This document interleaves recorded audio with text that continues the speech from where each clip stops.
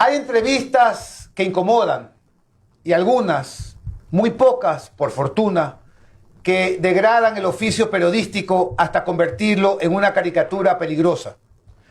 Lo ocurrido con el diario español El Mundo y su entrevista a William Jofre Alcíbar, alias Negro Willy, no es un desliz editorial, es una afrenta. Porque no estamos hablando de un personaje controvertido ni de un emprendedor en proceso de redención.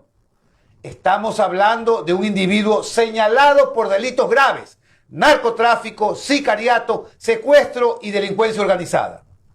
Un hombre vinculado al horror que ha vivido Ecuador en los últimos años. Un cabecilla de los tiguerones, una de las estructuras criminales más sanguinarias del país. Y sin embargo, fue presentado ante la opinión pública europea como si fuese poco menos que un ciudadano ejemplar con aspiraciones comerciales. ¿En qué momento el periodismo decidió quitarse la toga de la rigurosidad para ponerse el disfraz de productor de narconovelas? La entrevista no solo peca de ingenuidad, peca de complicidad. Se le permite al entrevistado negar crímenes, se le permite lanzar acusaciones gravísimas contra el Estado ecuatoriano e insinuar pactos políticos sin prueba alguna.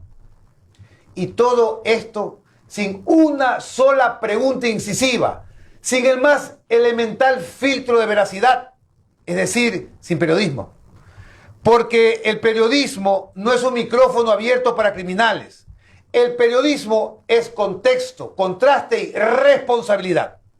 Y aquí no hubo nada de eso. Hubo un tono que convierte a un presunto narcoterrorista en protagonista de su propia narrativa de superación. Como si abrir barberías pudiera borrar un prontuariado. Como si el emprendimiento fuese una especie de absolución moral. Perdón, no es así. No se trata de negar el valor periodístico de entrevistar a personajes oscuros. Se trata de cómo se lo hace. Porque entrevistar a un delincuente no es blanquearlo, no es servirle de plataforma, no es permitirle reescribir su historia sin cuestionamientos. Es todo lo contrario. Confrontarlo con la verdad, desnudar sus contradicciones, exhibir sus responsabilidades. Lo que hizo el diario El Mundo fue otra cosa. Fue entregarle el escenario, las luces, el guión. Y eso tiene consecuencias. Porque mientras en Ecuador miles de familias viven el luto de la violencia criminal, mientras ciudades enteras han sido sometidas por estas estructuras, en España se publica una pieza que, en el mejor de los casos, banaliza el dolor y en el peor lo trivializa con un aire de fascinación. Lo cierto es que no es solo una falta de rigor, es una falta de respeto. También es una señal de preocupante.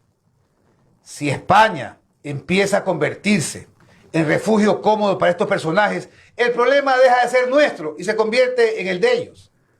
Hoy es una entrevista, mañana puede ser una red de operaciones.